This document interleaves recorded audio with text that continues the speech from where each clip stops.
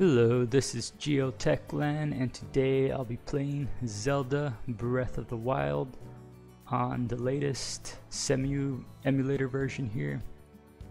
And as you guys can see, I'm playing on Cemu version 1.13.0f. And as you can also see, the beautiful performance overlay that now works perfectly fine. I've been trying to get this performance overlay to work, and lately it's been working really good for me here, especially on all the emulators I run. And this actual overlay kind of gave me a lot of insight as to what's going on with the emulator itself here. But other than that, let's look at the settings I'll be using. So first I'm going to enable CPU event skip here, or Cemu hook, and the CPU mode I leave it as single core. It doesn't make too much of a difference when I tried testing it on triple core, so I'm just going to leave it at the default. Couple changes to the UI here.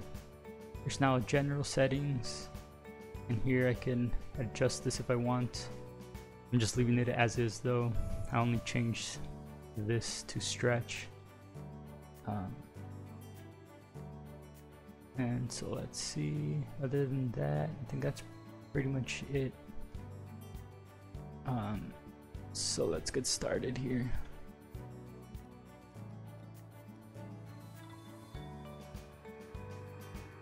And actually, let me go full screen.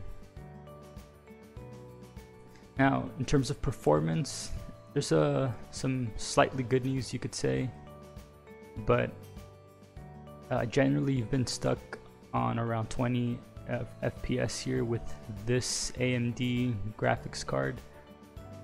It's likely due to the OpenGL drivers, and now though I've seen it go, as you can see right now, I've seen it go actually above 20 FPS for the first time. And so that shows us that I don't know if they found a workaround, or if, I doubt AMD's OpenGL drivers got better in any way.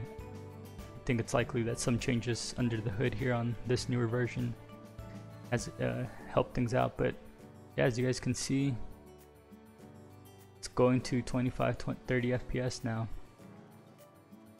The one thing to keep in mind though is that even though we're seeing that performance, there's still a lot of an issue with stuttering here, and I just got owned right there. But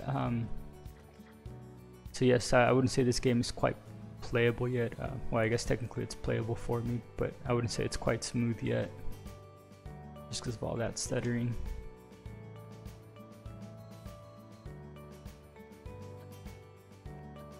If you guys can notice now, the GPU, it's going from like 0 to 70 to 30.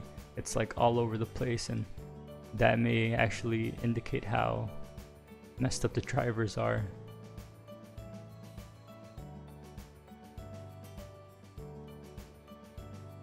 Alright.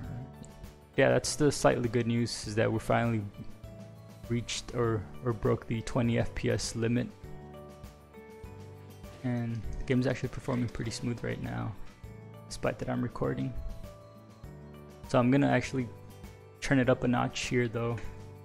I'm gonna change, or actually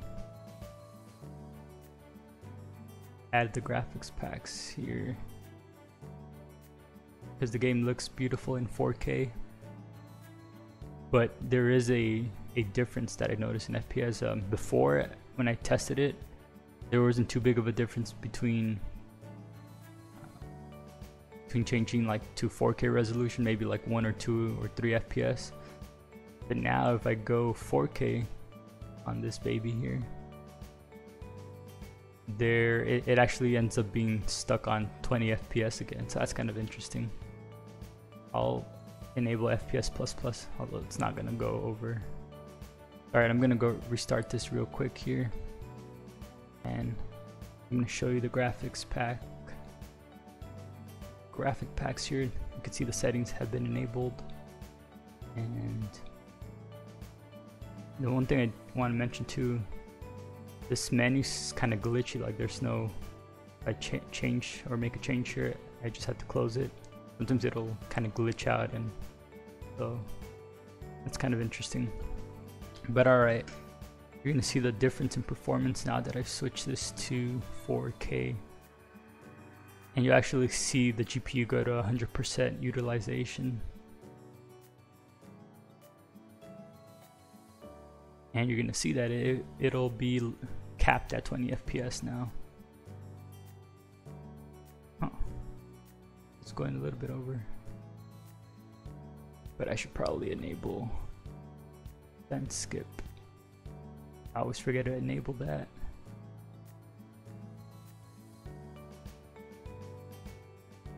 Alright.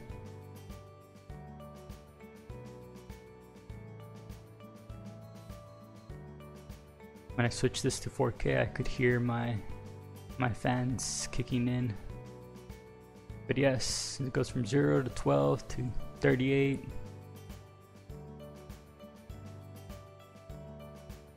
And the performance is less appealing here. Not too bad.